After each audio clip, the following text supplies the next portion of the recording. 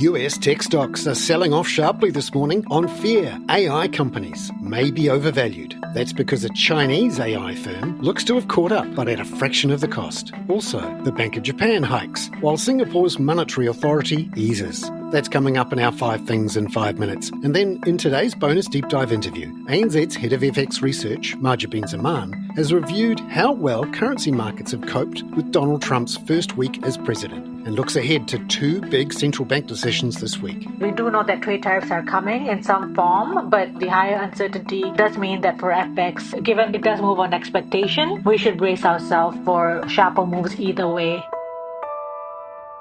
But first, in 5 and 5 with ANZ, US tech stocks are down sharply this morning as investors question the high valuations of artificial intelligence companies. That's because over the weekend it became clear that Chinese AI firm DeepSeek seems to be generating similar sort of performance to the American AI companies, but at a fraction of the price. The Nasdaq was down 3.3% as of 4 a.m. Sydney Melbourne time, while the S&P 500 was down 1.9%. Nvidia, the largest AI stock, its shares fell 12.4%. The US 10-year Treasury yield also fell on safe haven buying. It was at 4.54% as of 4 a.m. That's down 8 basis points from Friday. It actually slid in earlier trade to a 2025 low of 4.49%. Here's ANZ economist Bansi Madhavani from London this morning. Markets are now questioning investment case for large US tech companies, given that their business models pretty much rely on billions of dollars of investment spend. Look, our view is it remains too soon to tell whether this development will derail the AI investment trend, but what it does is it does inject a lot of near-term volatility.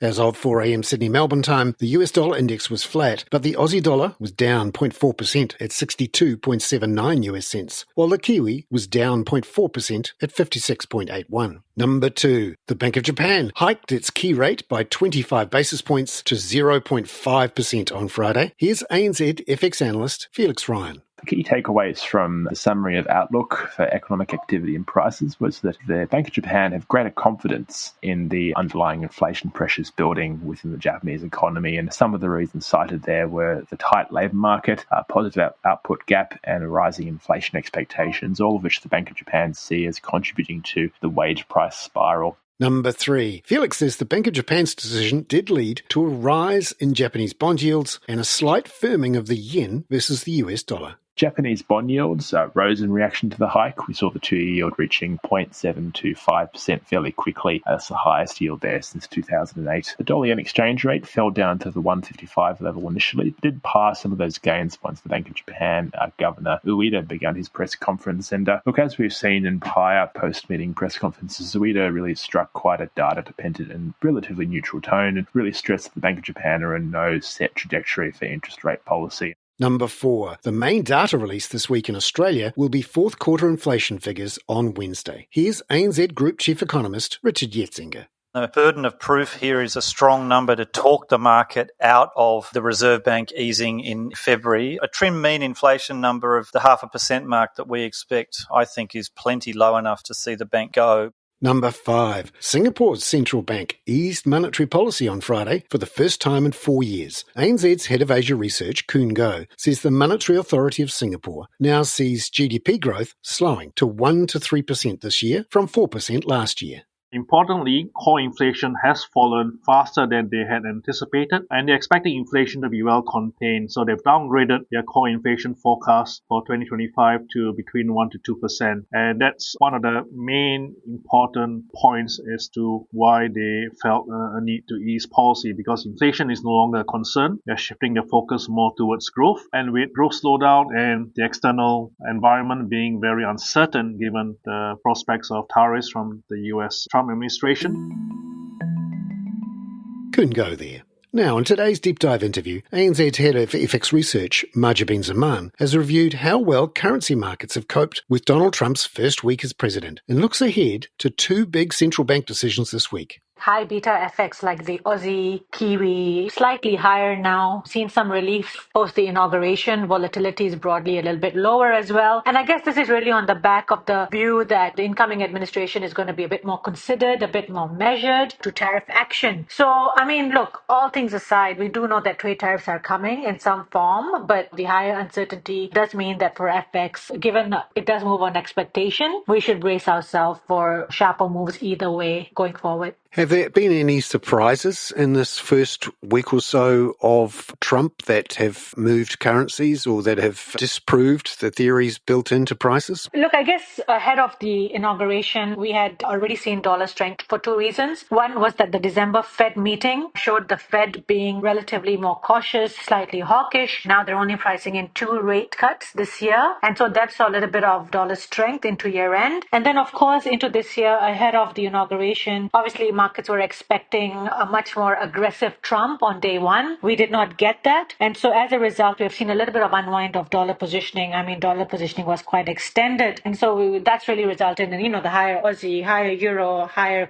dollar crosses broadly. And just looking ahead then through the week, what are the main events, do you think, that could move currencies around? I think near term, we are broadly dollar neutral as positioning readjustments take place. When tariffs are properly implemented, let's say if we go with what Trump is saying 1st of Feb, if that actually comes through, that's probably going to see a market reaction. But till then, I think it's going to be pretty neutral. We do have the Q4 CPI here in Australia. The focus really for the Aussie dollar will be in any shifts in RBA rate cut expectations, which are fully priced in for the February meeting at this stage. And of course, that will have some repercussions for the Aussie. We do see that if the inflation numbers come out lower than expectations, that you might see a downside impact to the Aussie, as with the rate cut expectations increasing as well. So just looking ahead, we've got 2 interest rate decisions from the biggest central banks, the Fed on Thursday morning Australian time and then the ECB on Thursday night. What can we expect from those 2 central banks? So for the FOMC, no rate cut is expected at the upcoming meeting. Attention will really be on whether the March meeting is live or the Fed is on an extended pause. And obviously that will hang on inflation and job numbers.